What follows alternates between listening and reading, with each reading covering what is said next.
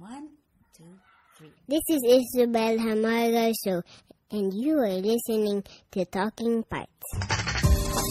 Hello and welcome to Talking Parts, a podcast featuring conversations with the creative forces in Philippine arts. My name is Jenny Jamora.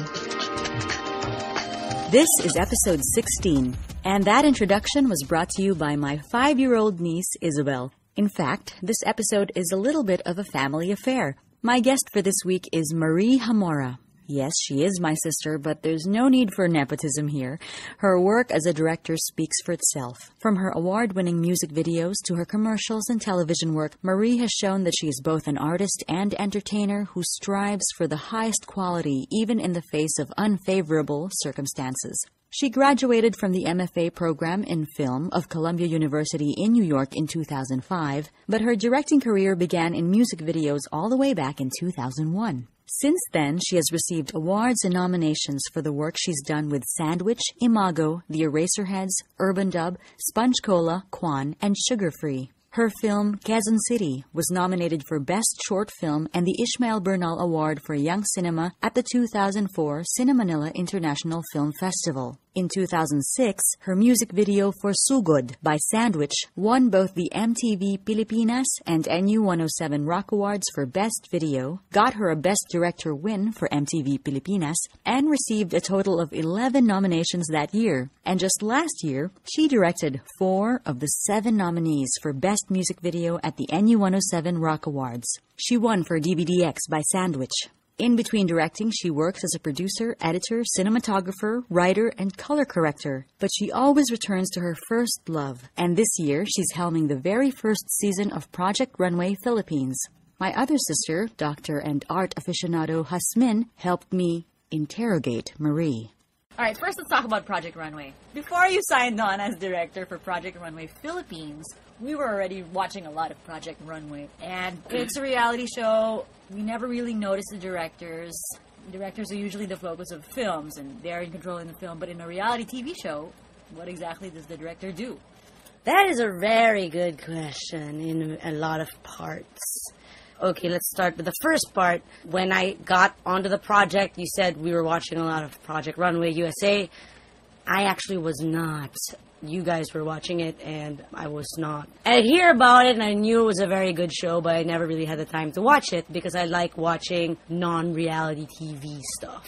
I got to bid for this project under Unitel Productions, and so they said Project Runway. I'm like, hey, that's a really good show, I hear. I bid for it, I researched upon it, I got it, and then I watched the show and became a really big fan. So that's the first part. When I started watching the show, I also did not think about the production aspect at first. Like, I watched it the first time around purely for entertainment value. So you know what to give your audience, who you want to root for, and how you feel as an audience member. I wanted to feel that first. And then later on, I would switch on my brain and go, okay, wait, how did they do this afterwards? After I enjoyed the season and I knew who won, then I'd break it down into how they would shoot it. I started piecing it together and making a plan on how we were going to shoot it. The first order of business was really casting. I actually already had ideas for production design. I actually got Christina D, the person you interviewed, she and Trinkalat. They were initial production designers on the show a year ago. While we were thinking about the look for the show, we started casting. And then I looked for writers, and I knew I wanted to work with people that I knew very well. Coming from working on projects in advertising, you don't work with your friends. And for music videos, you work with your friends all the time. And I knew that there would be a lot of pressure. And my friend Erwin Romulo said, you better make sure you work with people you like because you're going to be in the shit with them every day. And you would rather be in the shit with your friends with rather than strangers or people that you hate. For writers, I got Mick Vergara and Ramon de Vera first because I knew they wrote for Mad Mad Fun, this Animax TV show that was very quirky. And I never got to watch an episode, but I'd hear them talk about it, and I was like, these guys, I see them like work off each other and talk, and then they were really like soulmates in terms of how they thought, and I'd like to work with them, and I'd like to make them a team. And then I wanted to work with Erwin Romulo because of his extensive background in fashion as well as, filmmaking and TV as well. And then I was also working with Vicky Montenegro, Actually, I looked for the last writer, and I was auditioning for that. Like, I texted a bunch of people I knew who were writers, like fashion writers, whatever, and saying, like, okay, I'm looking for a writer for Project Runway. Met this girl in a preview magazine shoot that I was in. I texted her. I was like, hey, I'm looking for a writer, because I knew she was one of the editors, and she's like, I want to write. So I'm like, sure. And then she actually conceptualized the season with us at first.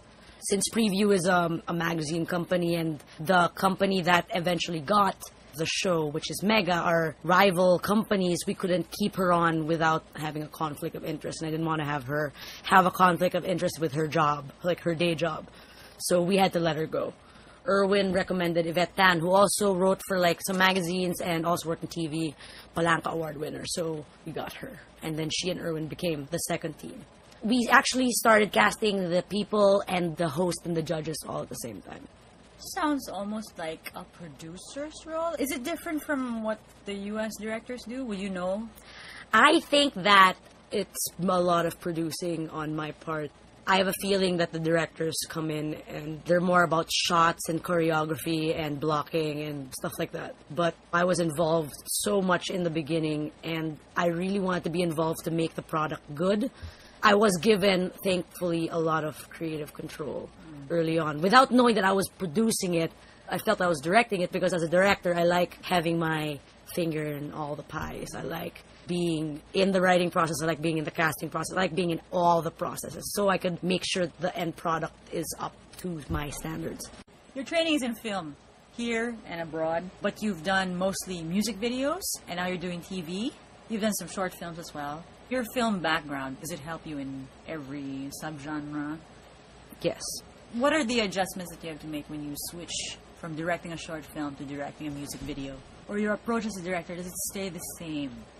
I don't really think about how I approach things. It's like being very reflexive to think about one's approach. But I'm thinking that it changes regarding what each medium, quote-unquote, needs. For example, a music video, sometimes I treat it like a short film because the band will give me complete control. So I can do whatever I want. So I make it like a short film. And then I direct it like a story. I make a script and shots and everything. I treat it like a short film. Sometimes the band wants, or the record label wants something. So it's almost like you're making a commercial. You're making an ad. You have to please these people. So you're thinking about things, but you always have to think about the end product pleasing your client. For a TV show, you have to think about pleasing your audience. Like, it's not just pleasing your client. You have to also think about what will people enjoy, pacing, attention span, etc. When it comes to like short films, or maybe when I want to do my film next year, it's something I can do more about myself. Something that will please me, and something that I want to do, and something that I would be completely passionate about, and I don't have to like kowtow to anybody to be pleased with that product. So I think I treat things as like a commercial or not like a commercial. With regards to like Project Runway Philippines, I cannot control the story because these are real people. And we're putting them into situations to see how they will react and what kind of beautiful fashion they're going to make from this situation. The best thing I can do is to tell a really good story of how they did that. Reiterate what happened in a very good way, like have good storytelling skills. And hopefully please the sponsors, the client, and the audience in the process. The next personal endeavor I want to do is a narrative. I want to work on that after Project Runway Philippines. Are you planning to write the screenplay yourself too? I am not a writer, but I have the story in mind, and I'm planning to finish the story by myself and then maybe approach a person or two to help me out with dialogue. How long have you been thinking about that story that you want to tell? Since I was third year college. Wow. So that was like 2000, so it's like 8 years. Your music videos are very high concept. How do you come up with a concept from a song? If a band gives me complete control, basically what I do is I listen to the song over and over again. And sometimes like images will pop up. And then from the images, some will stay and some will go. Sometimes the most immediate thing I'll think of, I'll trash it away immediately because I think it's the immediate, which is the most literal. And then I'll try to think of something else. Or sometimes I might have an idea for something a long time ago, and then a song will come along. It'll just marry together. But most of the time, I listen to a song over and over, And usually, if the song is really good enough, it will immediately lend itself to images to accompany it. I always give this example for like ACAP for Imago. I listened to the song, I loved the song for many years.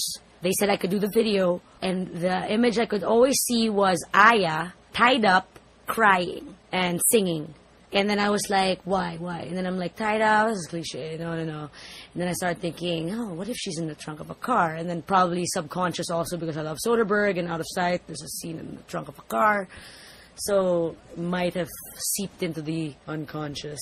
Or for Sandwich, like Sugod. Raymond, over Christmas, gave us 2 songs, Sunburn and Sugod, and said, the band doesn't know which is the first single, but we want you to pitch for it. And it wasn't guaranteed that we'd get it, so it depended on how good your concept was. And Sunburn was very easy to think of a concept because it was so catchy, and the song is already conceptual. Sugod, obviously the first thing you think of is like a bunch of people making sugod. And that's the first thing I trashed. I'm like, that's the first thing I'm not gonna do. And then the whole video wall with the lights came into mind. I was in Baguio. I don't remember why. And then we kept on bowling that Christmas. So I said, I want to do a video of bowling, like the Big Lebowski. And then we just eventually didn't use that footage. So something like that. And then, ironically enough, they chose Sugar as the first single and nobody else pitched for it except for me. Because everybody pitched for Sunbird. I remember actually you told me the concept about moving the people instead of the camera. We were traveling somewhere, like maybe over November holidays, and you're like, I have this concept. And you even drew it for me because I couldn't get it. I'm like, duh, I don't understand. You said like there would be the stage would be moving back and forth and side to side, and that's what you did for Sugod. I remember, I had that idea for a long time. I remember now. I wanted a video where instead of moving the camera, you move the band. And then I was gonna give that concept to this band called The Bitter Pill, which was Diego Castillo's band, Mong, Mikey, and Isa Garcia. Because they were very dynamic, their songs were so catchy, but I think they disbanded. And then soon Sugod came, and I'm like, that will actually fit for Sugod. And then it went to Sugod. And then I remember filming a whole sequence with a lot of other bowlers. And we didn't see that stuff in the final video. Yes, because we wanted to be like the Big Lebowski, right? So we cast all these bowlers, we had all these outfits, we had a plot. Like Sandwich was a bowling team, and they had a rival bowling team. They were the punks and they were the geeks, and the punks would beat the geeks. And then we shot the band shots in the morning and then the bowling in the afternoon. And the band shots went so well in the morning that the band was making jokes like, we could wrap up right now, we'd have a video. And I'm like, yeah, we kind of do have a video. And then we went to do bowling, and it was fun and everything, but I kept on thinking about what the band said. But I still loved the idea of the black light, and then they had all the makeup on, they would be playing, and we had it in the bowling, and so we shot that last. And I'm glad we kept that. Then I edited it as a performance video, and the band kept on telling me, are you sure you don't want the bowling footage there? And even Edsel, the editor, was like, are you sure you don't want the bowling footage there? And I'm like, I've made up my mind. I think I'm sure. Yeah, I'm sure. Then no one will even think of it as like a bowling video. Let's talk about your training in film. You had some pretty famous teachers in Colombia, like Philip Seymour Hoffman. And Tom Kalin. Michael Hausman. Did James Seamus also? He was a teacher, but he was not my teacher. His class is too smart for me. He didn't teach a script writing class. Like, everyone would take it. He taught, like, philosophy and writing or something. Like, you had to read a book by Kant and make a paper out of it in 1 week. It's like, I'm a fan, but nah. It's like, anything more theory-based, I would be like, nah, forget it. Talk about some of the learnings from each of these famous guys. Like, let's start with Piho. We called him Piho. Philip Seymour Hoffman. Behind his back. And then I think I might have said it to his face once. In Colombia, we have a class called Directing the Actor, which I think is a really great class because it literally is a class how to teach directors how to talk to your actors, which is really quite ingenious if you think about it. Because, like, here, you know, in this country, what we just do is, like, you have a workshop or two and people will just do stuff. And in the States, a lot of the actors really take their craft seriously and they have a vocabulary and they have a method. And our teachers tried to give us the tools to access that. so we can actually get the performance that we wanted from the actors. Because if you actually do workshops and stuff with these American actors, they'll just be like, why are you wasting my time? Like, I did my homework already. So I started out with this wonderful woman named Lenore DeCoven, and she was Ang Lee's teacher in NYU. She taught first in NYU, and then she went to Columbia, and I don't know, I think she might have taught Kimberly Pierce as well, and a bunch of Columbia alumni probably.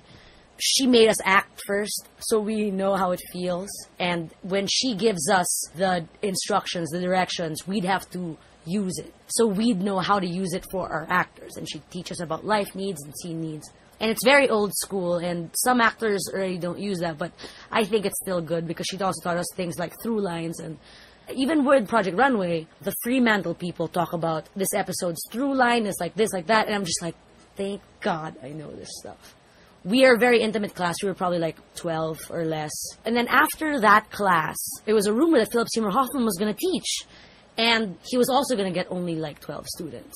So they said, oh, we're going to have a lottery. So it's fair. But Lenore is the head of the acting department. So I was really, really lucky. And a lot of people really wanted to kill me.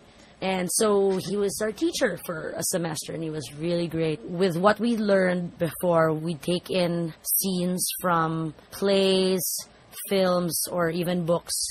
We would direct actors, not in class, but we'd take it home. We'd have to cast the actors ourselves. We had to find the actors, bring the scene that we had directed into class. He would watch it along with our classmates, and they would critique it. And then he would teach us how to direct it better. And more often than not, he would always direct it better. Like, I brought in a scene from Franny and Zooey, which is one of my favorite books. The first scene between Lane and Franny, when she's sort of having a meltdown. I realize now I took that scene kind of literally and maybe too seriously.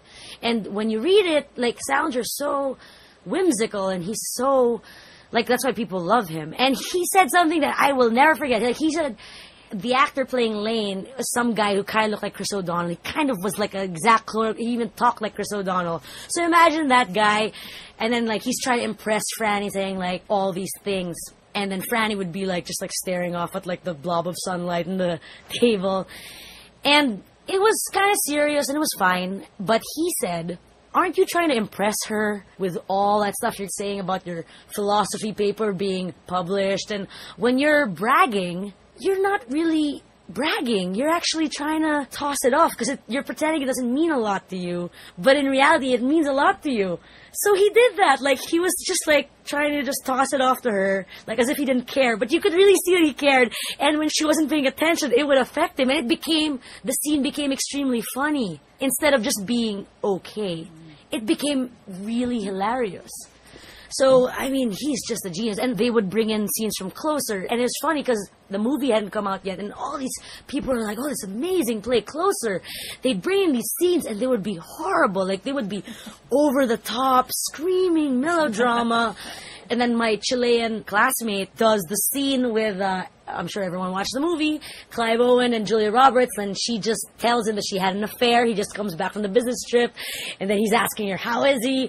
How is his semen taste, or how is his cum taste? And she goes, tastes like yours, only sweeter, right? Yeah. That's like the way the scene ends. Oh my God, and she directed it like so over the top, like they were like screaming, like foaming at the mouth, like going all over the room. And then when it ended, she was so happy. She stood up and she clapped for her own scene and for her actors. And then all of us just like kind of looked at each other and were like, that was really bad. Like, that was so over the top. The Latin thing. Yeah, it was. I think it was like really Latin telenovela acting. And then after a scene, he always asks the director, what would you do to make that scene better? Or do you have any directions for them? Did they do it the way they wanted it to? And then she was like, it's perfect. We rehearsed it for 2 weeks. It's perfect. They did it exactly the way I wanted it to.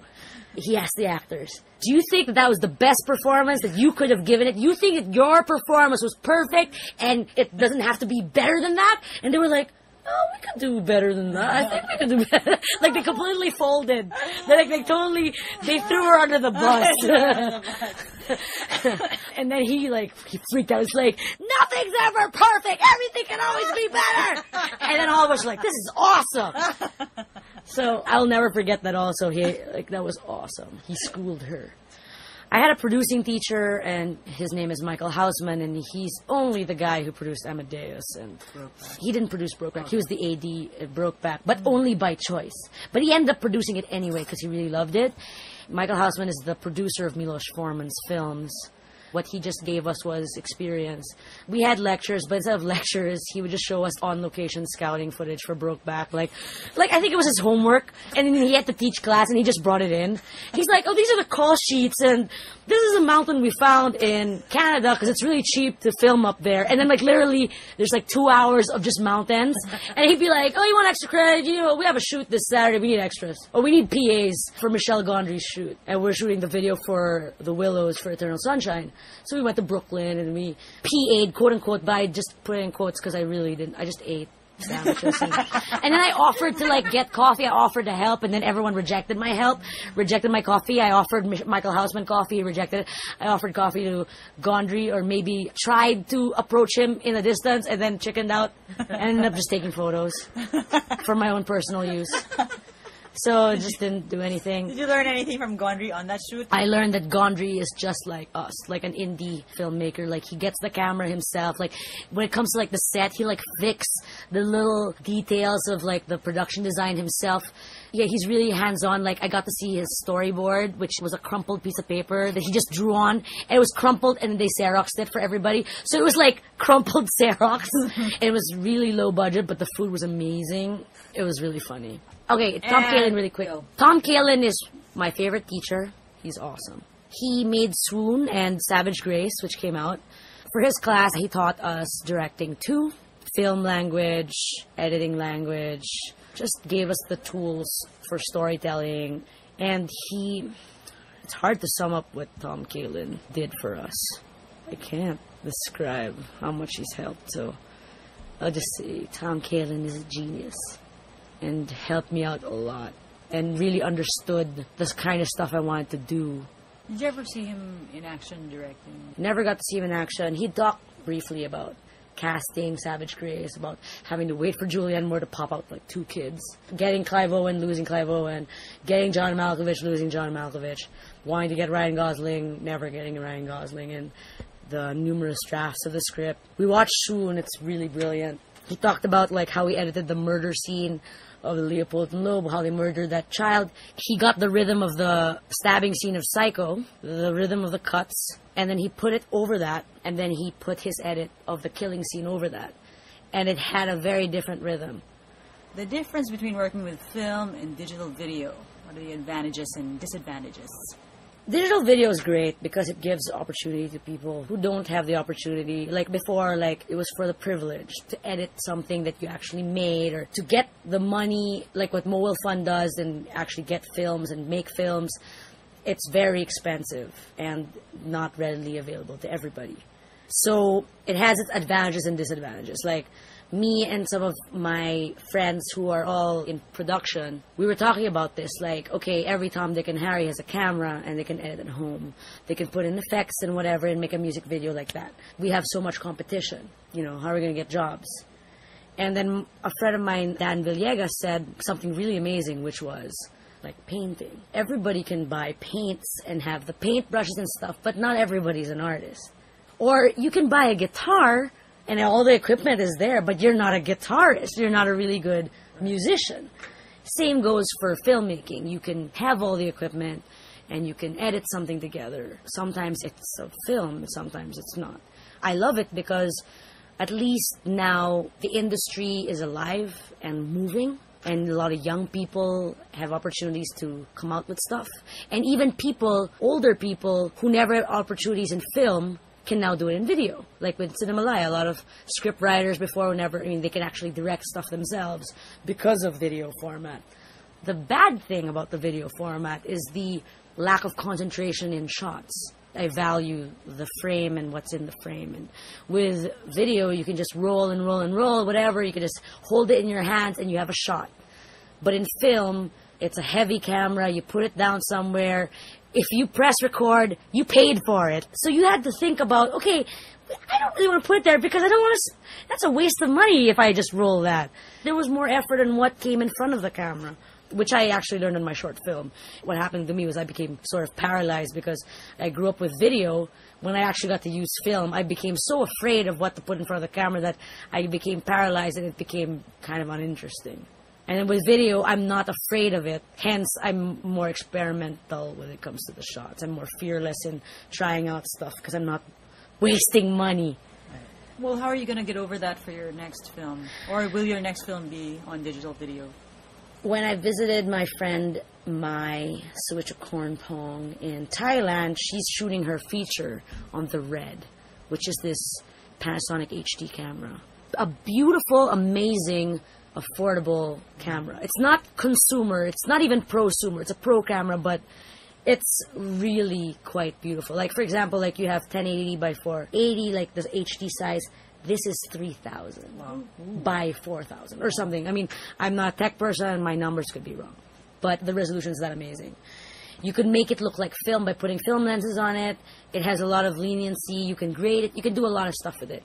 The camera is quite expensive, but I was looking at the footage. I was looking at what they were doing with it, and I was like, this is quite beautiful. I think it could look like film. And Christine Vachon came to Colombia to promote a film. I forgot which film she was promoting. She did a Q&A, and then we asked her, film, video, you're a producer, what do you have to say? And she goes, film is dead. Wow. That blunt. I was shocked at the time because the movie shot on video and put onto film weren't that good looking at the time.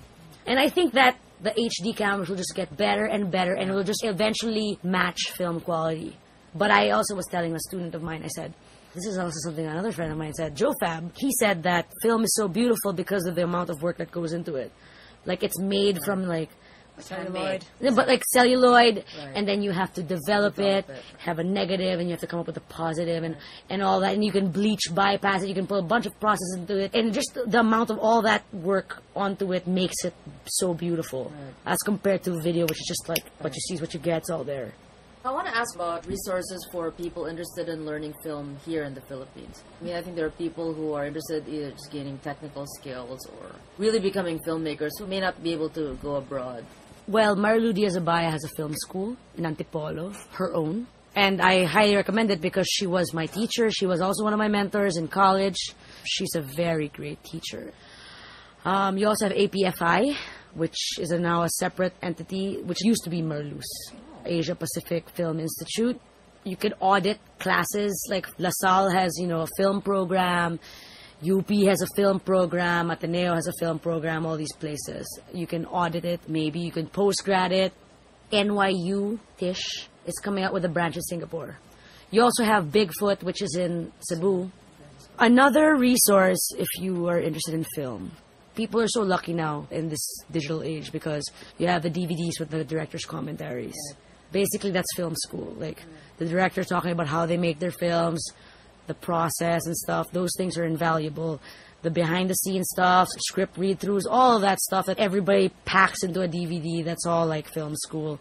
You can get books online. You can order books from Amazon, like film books, by Mammoth, by Cats. I mean, all these things that were only available in film school that you have to like literally check out of the library yourself, it's all over the internet.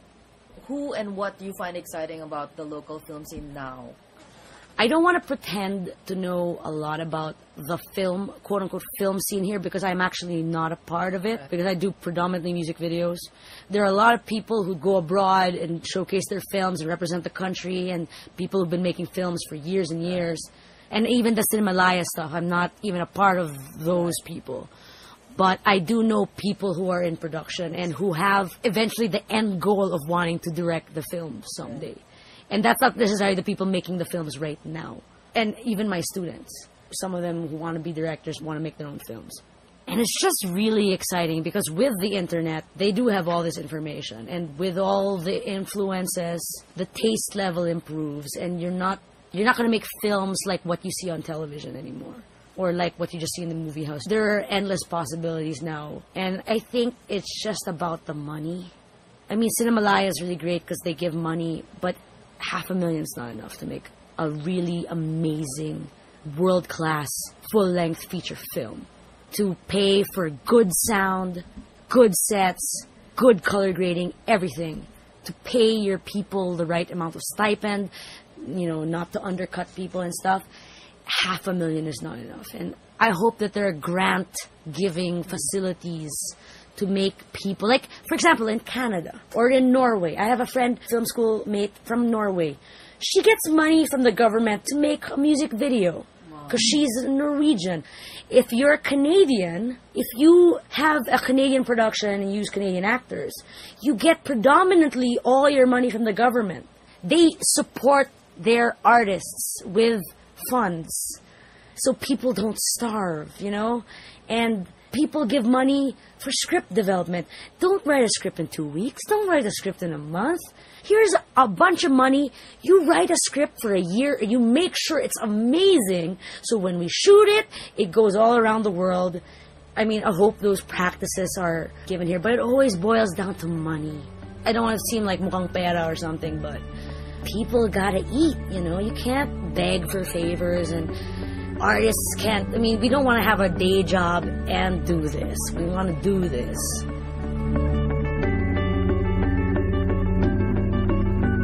That was Marie Jamora talking about Project Runway Philippines, her experiences in film school, and her process and viewpoints as a professional director. Project Runway Philippines airs every Wednesday, 10 p.m. on ETC, with replays on Thursdays at 9 a.m. and 3 p.m., Saturdays at 2 a.m. and 8 p.m., Sundays at 2:30 p.m., and Mondays at 9 a.m. You can also check out more of Marie's work on YouTube. Just go to youtube.com/Marie Jambots. That's MarieJambotz. That's Talking Parts for this week. Send your feedback to talkingparts@gmail.com or leave a comment at talkingparts.blogspot.com, or do both at our Facebook page. Subscribe to the podcast via iTunes or through the Blogspot. Just click on the subscribe button, then iTunes will download new episodes as they come in. I'm Jenny Jamora. Thanks for listening.